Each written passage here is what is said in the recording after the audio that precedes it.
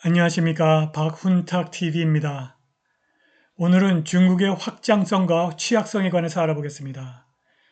중국은 특히 중남미에서 대대적인 군사적 확장성을 확보했습니다. 그런데 국내의 취약성은 매우 심각합니다. GDP가 마이너스 성장을 했습니다.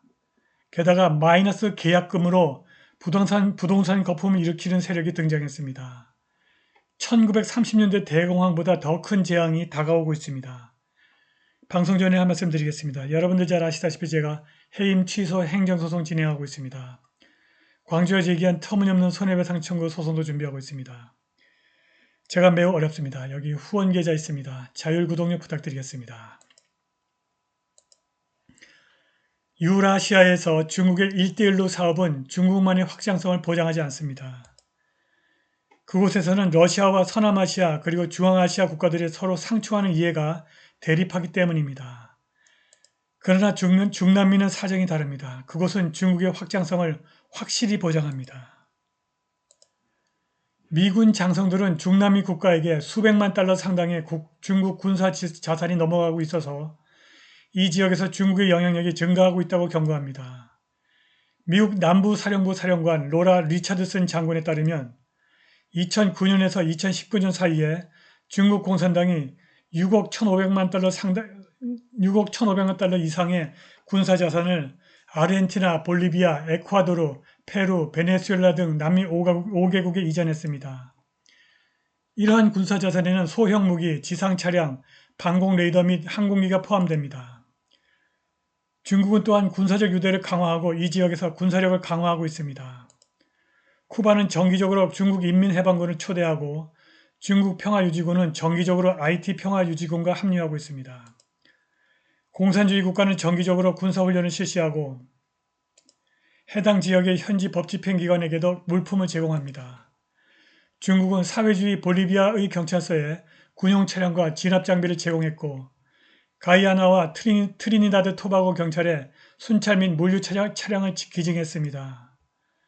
2월 10일 중국은 수천 개의 전술 헬멧과 방탄조끼를 파나마 보안군에게 선물했습니다.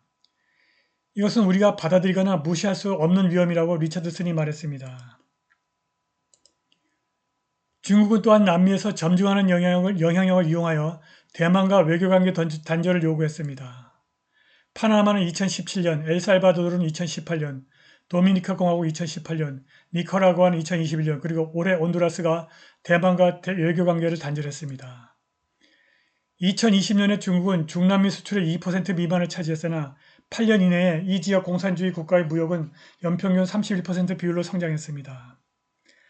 2021년까지 중국의 중남미 무역은 총 4,500억 달러에 달했고 중국은 라틴 아메리카에서 미국 다음으로 두 번째 무역 파트너입니다. 중국은 외국인 직접 투자와 대출로 라틴 아메리카를 범람시키고 있습니다. 2005년에서 2020년 사이에 중국 국유은행이 라틴 아메리카 정부에 약 1,370억 달러를 제공했고 2020년 한 해에만 중국은 라틴 아메리카에 170억 달러 이상의 투자와 대출을 일으켰습니다. 글렌 반 헤크 장군은 이러한 투자와 대출로 중국이 이 지역의 중요한 인프라 통제권을 확보하게 되었다고 경고했습니다. 중국은 이미 멕시코 통신 인프라의 80% 이상을 소유하고 있습니다. 막대한 중국 부채를 안고 있는 베네수엘라는 에너지 그리드를 중국에게 양도해야 할 수 있습니다. 그런데 중국의 이렇게 대대적인 대외 확장성은 지속 가능한 것이 아닙니다.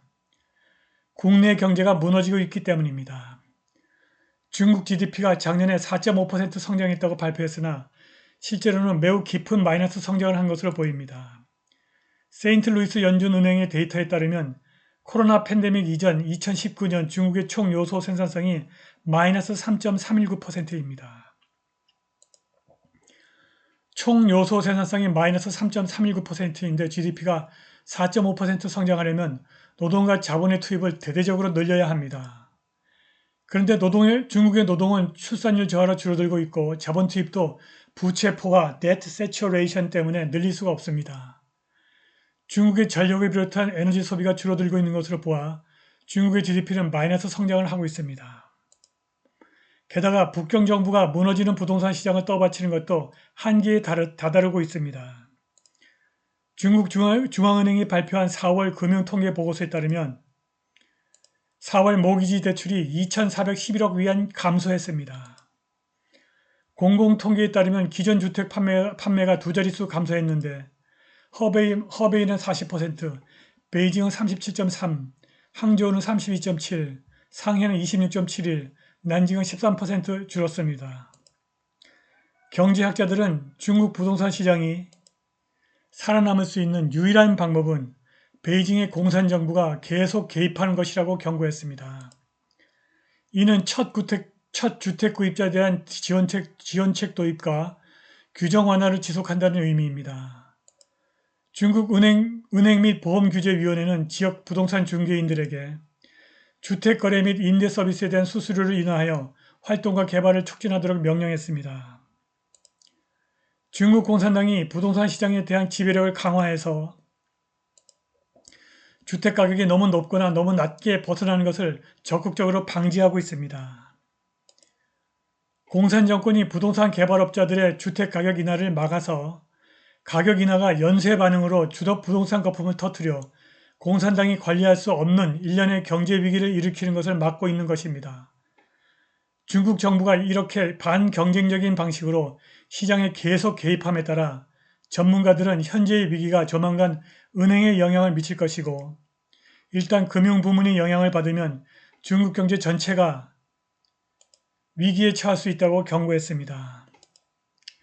금융 전문가 팽키는 부동산 하락과 주택담보대출 불이행의 결과는 결국 은행에 전가될 것이고 이것이 은행과 부동산을 더 혼란에 빠뜨려 악순환을 일으킬 것이라고 경고했는데 이미 은행과 부동산을 혼란에 빠뜨리는 악순환이 진행되고 있습니다.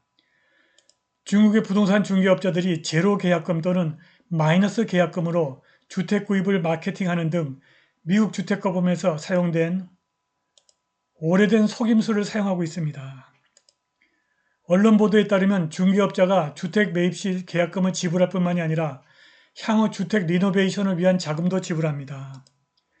선전 부동산 중개협회가 금요일 이른바 제로 계약금 및 마이너스 계약금 관행이 중국의 금융 및 신용정책을 위반한다고 강조하면서 시장의 주의를 환기시켰고 집은 거주용이지 투기용이 아니라는 원칙을 철저히 준수할 것을 지방기관과 실무자들에게 당부했고 기관 관리들에게 어떠한 형태의 유사 관행에도 참여하지 말 것을 당부했습니다.